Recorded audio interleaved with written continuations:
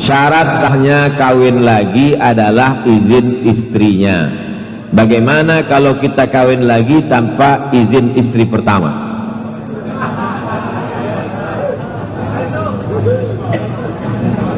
Rukun nikah itu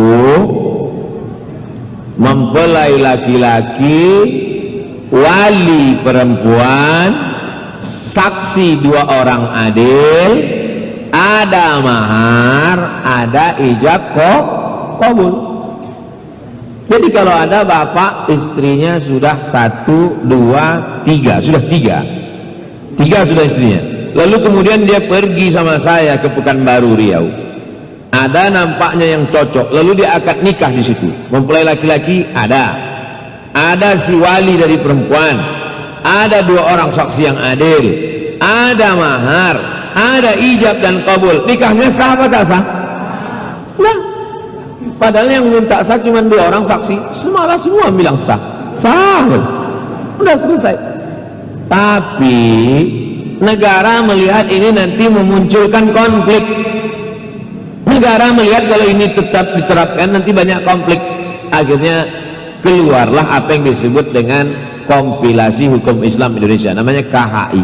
Dalam kompilasi hukum Islam Indonesia, orang yang sudah beristri, kalau dia menikah lagi, maka dia mesti menyertakan surat izin dari istri pertama yang ditandatangani materi 6.000 dan disahkan pengadilan. Jadi kalau cuma ditandatangan 6.000 tidak ada dari hakim, tidak bisa. Disahkan oleh di pengadilan, barulah bisa dibawanya untuk nikah lagi. Makanya karena kesulitan administrasi itu, banyak orang melakukan nikah siri. Jelas? Ini yang nanya malah belum nikah. Satu aja belum, mau nanya kedua pula. Itulah kaji kita malam ini. Mudah-mudahan pertemuan kita ini mendatangkan barokah. Bagaimana hukumnya warisan yang tidak dibagi? Karena warisan cuma sedikit tetap dibagi. Biasanya kalau di Jawa ditempati salah satu anaknya. Ada orang berpahaman begini, masalah sholat saya ikut Allah, masalah puasa saya ikut Allah, masalah haji saya ikut Allah, tapi masalah warisan mohon maaf ya Allah, aku lebih tahu daripada engkau ya Allah. Dia nggak ngomong gitu, tapi perbuatannya mencerminkan itu. Kita ini ikut Allah, sami'na wa ata'na, ya ayyuhalladzina amanu dukhulu fis silmi kafah. Dari mulai cara makan, cara minum, masuk WC, menikah, punya anak, sampai harta warisan. Yang paling detail dalam Quran itu adalah harta warisan. Rumah cuman 1, harganya 100 juta. Yang ada di situ adalah keluarga, maka ya dibagi. Kalau meninggal bapak, istri dapat berapa? Istri dapat 1/4 kalau nggak ada anak. 100 juta. Istri dapat berapa? Istri dapat 1/4, 25 juta. Kalau ada anak 1/8, 12,5 juta. Sisanya dibagi kepada anak-anak. Lidzakari mithlu hazzil unsayain. Anak laki-laki dapat 2 kali bagian anak perempuan. Kenapa anak laki-laki dapat 2 kali? Karena anak laki-laki itu tanggung jawabnya 5. Dia yang ngasih makan istrinya, dia yang ngasih pakaian, dia ngasih tempat tinggal, dia ngasih pendidikan anak-anaknya, dia yang memberikan perhatian, dia menanggung biaya pernikahan, ada namanya nafkah. Jadi laki-laki dapat 2 kali itu bukan karena diskriminatif terhadap perempuan, tapi karena tanggung jawab yang besar terhadap laki-laki. Jadi sedikit apapun tetap dibagi. Harta warisan tidak boleh langsung dibagi. Yang pertama, min ba'di wasiyatin, keluarkan wasiat. Wasiat tidak boleh lebih dari 1/3 harta. Aku wasiatkan sebagian harta warisanku ini tolong serahkan kepada panti jompo sebanyak 50 juta. Wasiatku hartanya cuma 100, maka wasiat yang tertunaikan hanya 333, yang 66 juta tetap dibagikan kepada ahli waris. Pertama, keluarkan wasiat. Imba di wasiati yusi biha audain. Yang kedua, bayarkan utang. Jangan bagi harta warisan sebelum keluarkan wasiat dan hutang. Keluarkan wasiat, keluarkan hutang, baru bagi. Setelah kami keluarkan wasiat, keluar hutang, ternyata kurang Pak Ustadz. Ya nasib. Assalamualaikum warahmatullahi wabarakatuh. Waalaikumsalam warahmatullahi wabarakatuh. Bagaimana cara membedakan antara berhati-hati dengan kelakuan jelek seseorang dengan rasa suuzon kita kepada seseorang? Kita punya teman dan dia ini suka ngutang. Yang suka ngutang jangan tersinggung, saya nggak ada niat menyindir. Nah, bagaimana cara membedakannya? Bagaimana cara membedakan kita hati-hati dengan kelakuan jelek dia dengan suuzon? Bagaimana cara membedakan? Kan tipis-tipis, beda-beda tipis. Bagaimana cara membedakan? Maka yang pertama yang kita lakukan adalah hati-hati. Assalamualaikum Ustaz Somad. Waalaikumsalam. Bisa saya minjam 10 juta? Langsung saya keluarkan duit 100.000. Aku 10 juta nggak ada, tapi 100.000 ini ada. Ambil lah, tak usah kau balikkan, dan jangan ku tengok lagi batang hidung kau sini. Daripada kita kasih 10 juta akadnya utang dia nggak balik kan? Saat itu kita bukan suuzon, kita sudah tahu kredibilitas. Tidak termasuk ghibah kalau dalam 3 kasus. Yang pertama, hakim meminta kesaksian dari saksi.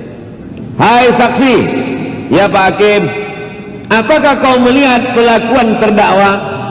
Saya sebetulnya mau cerita perlakuan terdakwa Pak Hakim. Terus ceritalah. Saya takut ini ghibah Pak Hakim. Gimana mau menetapkan hukum kalau tak kau ceritakan? Maka saksi boleh bersaksi di hadapan hakim, tidak ghibah. 2, Ustadz mau menjawab fatwa. Assalamualaikum Ustaz Somad. Waalaikumsalam. Apa hukumnya perbuatan si Anu Pak Ustadz? Apa perbuatannya? Aku mau cerita tapi takut ghibah Pak Ustadz. Gimana aku mau jawab? Menyanyi fatwa boleh. Yang ketiga, liihqaqil haq wa ibtalil batil boleh. Menunjukkan kebatilan seseorang boleh.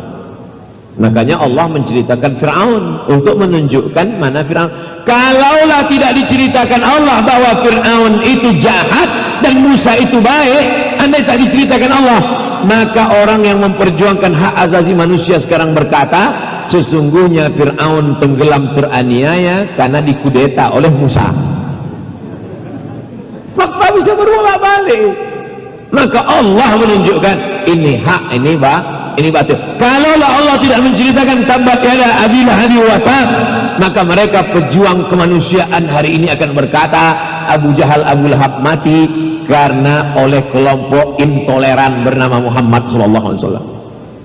Ini dunia ini. Wa in tuti aktsara man fil ardi yudilluka an sabilillah. Kalau kau ikut kebanyakan orang di dunia ini, mereka hanya akan menyesatkanmu dari jalan Allah. Standar meterannya mana? Al-Quran dan Sunnah Rasulullah sallallahu alaihi wasallam. Jadi kita tahu orang ini, kita tidak suuzon dan kita berhati-hati dari sifat dia. Ini salah satu contoh kasus.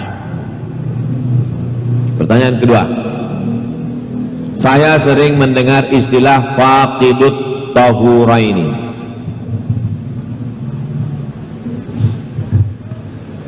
Apa artinya dan bagaimana cara sholat faqidut tahuraini? Faqidu enggak ada, tahuraini alat bersuci 2. Alat bersuci dalam Islam itu 2, satu air, yang satu debu. Tiba-tiba dia masuk ke dalam penjara, sampai di dalam penjara itu air enggak ada, debu pun tak ada, karena penjaranya semuanya dari kaca keliling, dipegang tak ada debu. Mohon maaf Pak Kiai, tak ada debu. Nah, ini tak ada debu. Mau tayamum tak bisa, mau sholat pakai wudhu tak bisa. Apa yang dia lakukan? 3 mazhab. Mazhab Hanafi mengatakan tak wajib sholat karena tak ada alat bersuci, maka kewajiban sholat gugur. Mazhab yang kedua adalah mazhab Ahmad bin Hanbal, mazhab Hambali. Dalam mazhab Hambali dia melaksanakan sholat tanpa bersuci, tidak wudhu, tidak tayamum, dia sholat saja. Nanti setelah dia keluar dari tempat itu ada air, baru dia sholat lagi, baru dia sholat lagi. Lalu kemudian yang ketiga adalah mazhab Syafi'i. Mazhab Syafi'i dia melaksanakan sholat lihtiramil waktu, untuk menghormati waktu, karena 24 jam berputar waktu ini tidak boleh kosong daripada mengingat Allah. Sholat subuh saat terbit fajar, sholat zuhur saat tergelincir matahari, sholat asar saat matahari condong, sholat maghrib saat matahari tenggelam, sholat isya saat sempurna hilang safaq ahmar, merahnya hilang, genap malam, maka malam itu memuliakan Allah di waktu malam dengan sholat isya. Tidak boleh 5 waktu kosong, maka dia sholat dengan ihtiramil waktu, menghormati waktu. Tapi nanti setelah dia dapat air, dia ulang lagi sholat, nama sholatnya sholat i'adah. Berapa sih sebenarnya sholat itu Pak Ustaz? 3. Yang pertama sholat ada, usolli fardhu zuhri 4 raka'atin adaan. Yang kedua sholat qadha, usolli fardhu zuhri 4 raka'atin qadhaan. Yang ketiga sholat ada, usolli fardhu zuhri 4 raka'atin i'adatan. I'adah, diulang lagi. Kenapa diulang? Karena yang tadi dikhawatirkan tidak sah, karena tidak ada cara bersucinya. Lalu Ustadz diantara yang 3 ini Ustadz condong kemana? Saya condong kepada mazhab Syafi'i. Kenapa Ustadz condong pada mazhab Syafi'i? Karena mazhab Syafi'i lebih hati-hati. Dia berada di dalam air, nggak ada alat bertayamum, tak ada, dia tetap sholat juga, tapi sholatnya itu apa? Lihtiramil waktu, menghormati waktu. Lalu kemudian setelah keluar dia ganti yang tadi itu, tapi bukan qadha, i'adah, mengulangi sholat itu. Maka begitulah yang diajarkan. Kami mau lihat lengkapnya di mana kami bisa baca Pak Ustaz? Dalam buku judulnya Al-Fiqhul Islami wa Adillatuh, Syekh Wahbah Az-Zuhaili, sudah meninggal dunia, dari Suriah, jabatan terakhir dekan Fakultas Syariah Universitas Damaskus. Sudah diterjemahkan ke bahasa Indonesia, Islamic Jurisprudence and Evidence, hukum Islam dan dalil-dalilnya.